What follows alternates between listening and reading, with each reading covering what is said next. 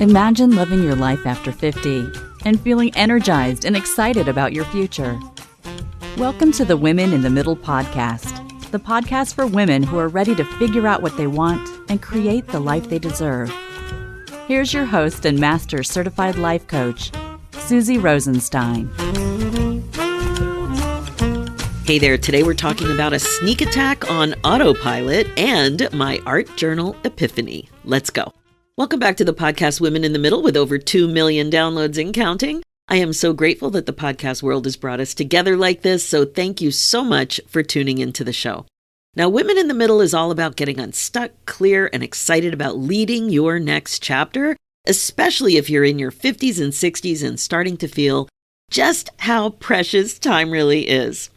I am your host, Susie Rosenstein, your Master Certified Coach, Midlife Leadership Mentor, and Certified Zentangle Teacher. And today we have a really great topic. As you probably saw, today's episode is number 449, and the topic was not one that was planned far in advance. Part of my process for coming up with topics is noticing what's coming up a lot lately, especially in my business.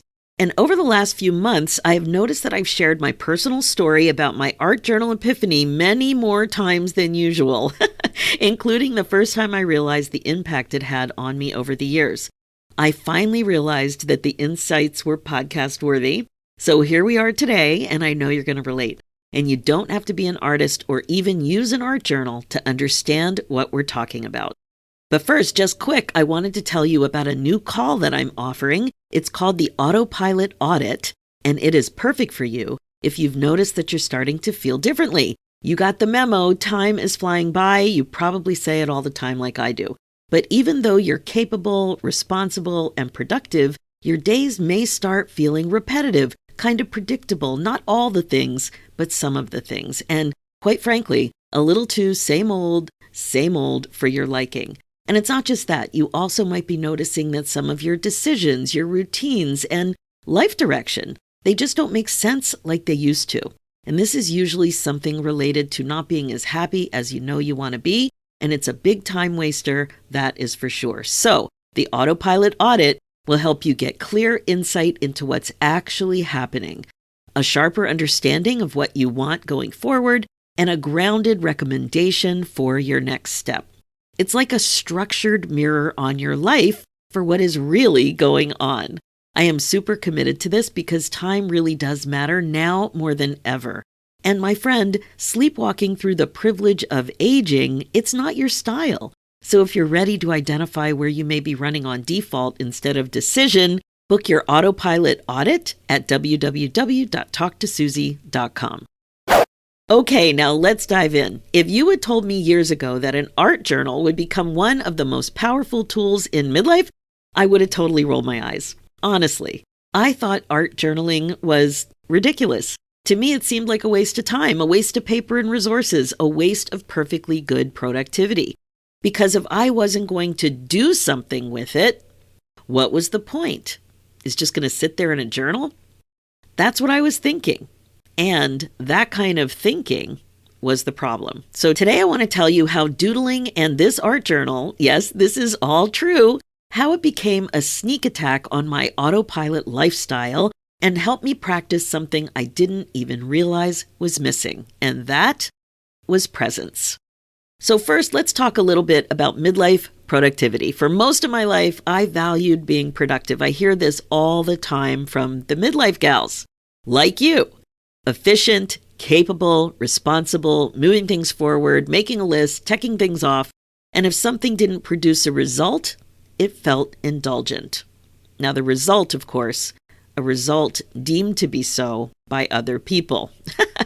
I remember back in 2013, and I just looked up the date to be sure, Oprah did a 6-week life class with Brene Brown on the gifts of imperfection. Maybe you also participated. A requirement of the course was to have an art journal. So I had to buy one, and it was my first one. I remember I noticed that I was a little uncomfortable even with the purchase because I had some negative thoughts about it. Like it was a waste of money because we wouldn't likely be using the whole journal, and what were we going to be doing anyway that it needed a special journal? Then, as the course progressed, I started to enjoy it a little bit, but I remembered thinking, why are we spending all this time creating something in the art journal that would just end up tucked away somewhere? So I'm not saying that valuing productivity and producing at a high quality is never a good idea. For example, that kind of mindset works beautifully when you're building a career, raising a family, running a business. But in midlife, it can quietly turn into something else. You're still doing, you're still achieving, you're still handling everything, but you're not necessarily present. You're effective, but are you experiencing your life if you're only focusing on crossing the finish line fast or checking things off the box, like going through that whole list, with something that's only valuable when it's complete, perfect, or finished, or has an expressed purpose? So really think about that.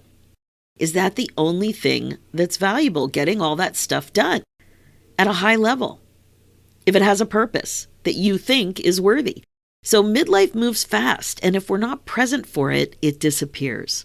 You might know the expression, quote, "lost time is never found again," end quote, famously stated by Benjamin Franklin. Lost time is never found again. Time is irreversible. You just can't get it back. The present moment is invaluable, but do you treat it this way? Do you think about it this way? So fast forward a few years past the Oprah Brene Brown course, which was really good, by the way, despite my negative attitude about the journal. Clearly, when I first started using an art journal, I didn't respect it. I didn't understand it. I just okay, I was like, I want to take this course, so I'll just go to Michael's and get an art journal. But, I kept thinking, what is this for? What will I do with this? How does this help? I really wasn't sure. And then in 2021, I was in a membership about using simple doodle drawings and markers. And again, it required an art journal. This time, it was more about drawing specific things, and it made a little more sense, but not that much to me anyway. I still didn't see the big picture, and I was still focused on not wasting time, resources, or valuable journal pages on work that was in progress, not finished. But then I got into Zentangle and even became a certified Zentangle teacher. Zentangle is classically taught on small squares of beautiful paper tiles with a fine tip marker and a pencil, and I loved it. Eventually, I tried experimenting with watercolor and Zentangle, and that's when I remembered this thing called an art journal. But something unexpected happened too. At the beginning, when I sat down to doodle in an art journal, I still noticed my urge to rush. I still noticed my urge to check my phone. I still noticed the voice that wanted it to be good, like really good, and something else. This kind of thinking became less and less. That was new. That was really new. The art journal somehow gave me permission to slow down and be present. The only thing I can think of that changed, other than my thoughts, obviously, was visually seeing a journal of paper, like a stack of paper. No pressure, no scarcity, and change from working on one piece of paper or canvas or wood was enough of a change that I thought about it differently. An art journal is a journal full of paper, not just one sheet or one other thing that you're working on. Now, it got me out of autopilot, just rush and get this done kind of thinking, which seemed so strange because I loved what I was doing. I bet you can totally relate to this. You love what you're doing. Why are you rushing through it? Now, with every art journal, and I have a stack, I noticed my thinking changing more and more. It wasn't all about producing or finishing. It wasn't all about being perfect, although I could see that I was calmly improving slowly, but still working on it. It wasn't all about getting there. There was no longer better than here. So I felt more settled in the doing rather than only the completing. I was noticing. I was calmer. I was more present. This was present moment functioning. I've talked about this concept on several episodes, so I will highlight them in the show notes if you're interested in learning more. I was fully conscious and engaged in the here and now. So there was some kind of a sneak attack happening when it came to the autopilot way I was approaching this activity of sitting down to do something I enjoyed. I'm calling it the sneak attack on autopilot. And here's why this is a big deal. If I had sat myself down and said, Susie, let's examine your productivity identity and subconscious worth patterns. How about that? Sound fun? That answer would have been no. I would have resisted, and I bet you would too. But doodling using pens and watercolor, I was even having fun with a Sharpie marker in a Spyro-bound art journal. Really? This felt harmless. It felt gentle. It felt silly and fun. There was lightness. It felt a little bit playful to be creating in this abundant way. The paper in the journal absolutely felt abundant. And that's why I think it worked. It bypassed the part of me that needed everything to be useful and perfect. And in that softened kind of state, I could see my mind. I could hear myself think. I was on to my shenanigans. I was content to just notice it at first, just see it, and I could feel the urge to rush, and I could manage it. And here's what I realized. You cannot think on purpose if you never notice what your brain is doing. Now, I'm going to repeat that because it's so important.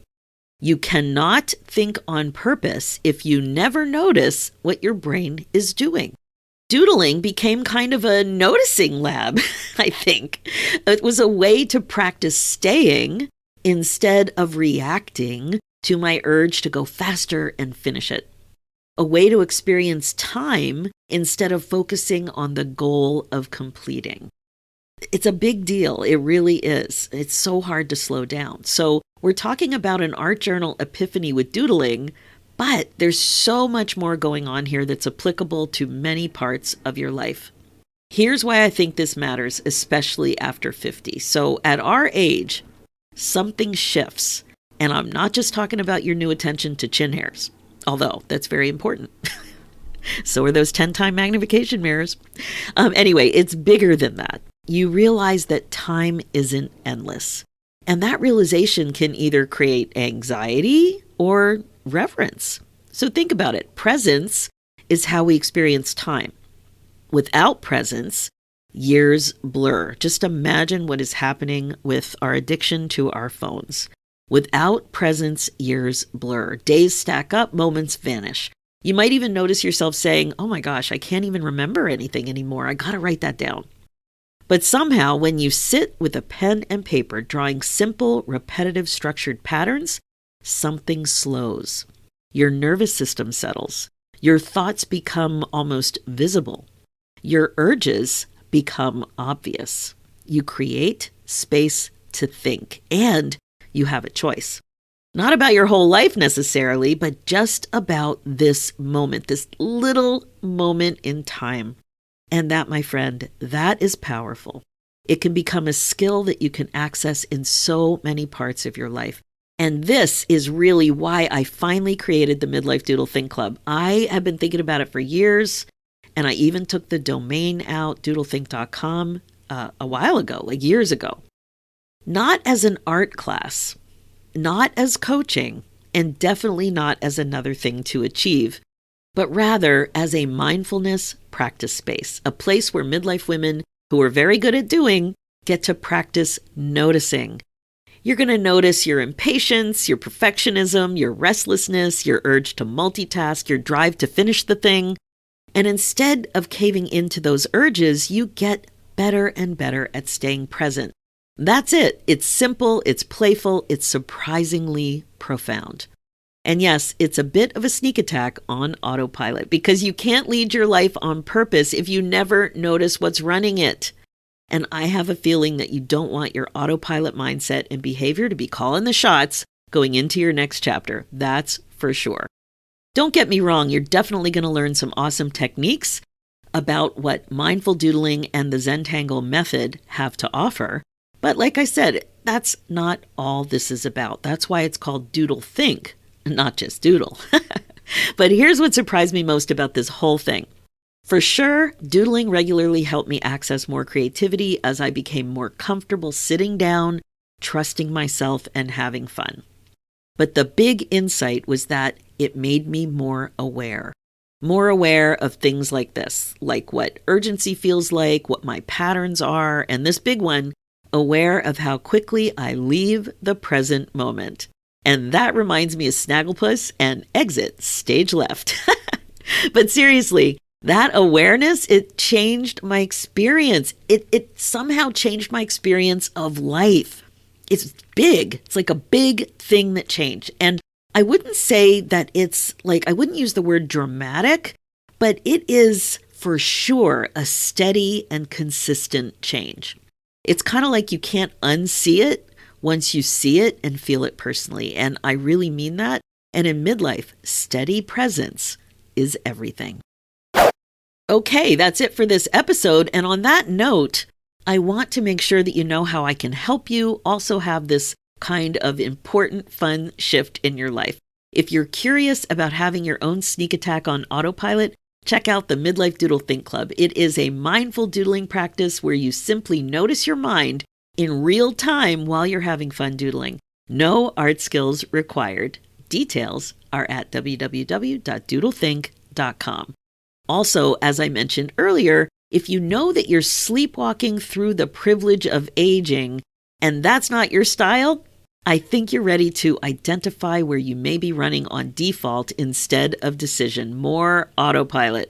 How great is that? Go ahead and book your autopilot audit at www.talktosusie.com. As a master certified life coach and life leadership mentor, I offer coaching that is uniquely relevant to women our age in their 50s and 60s. And I have been working with women like you privately and with group coaching now for over 10 years. Moving forward like this is life-changing. So if you're curious about what this could mean for you, trust your gut and please reach out. Thanks so much for listening to the Women in the Middle show. Please remember to share it with your friends and other midlife gals you know would get a lot out of it.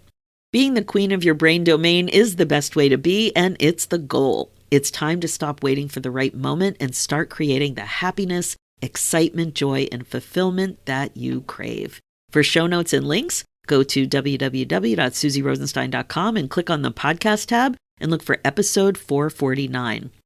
And you'll also see a link there for my other show, The Women in the Middle Entrepreneurs, which is all about the reality of running your business when you're a midlife gal. It's also on iTunes, Spotify, and all the podcast places. Let's do this, ladies. It's time for you to put yourself first, one thought at a time. Thanks so much for listening, and I'll talk to you next week.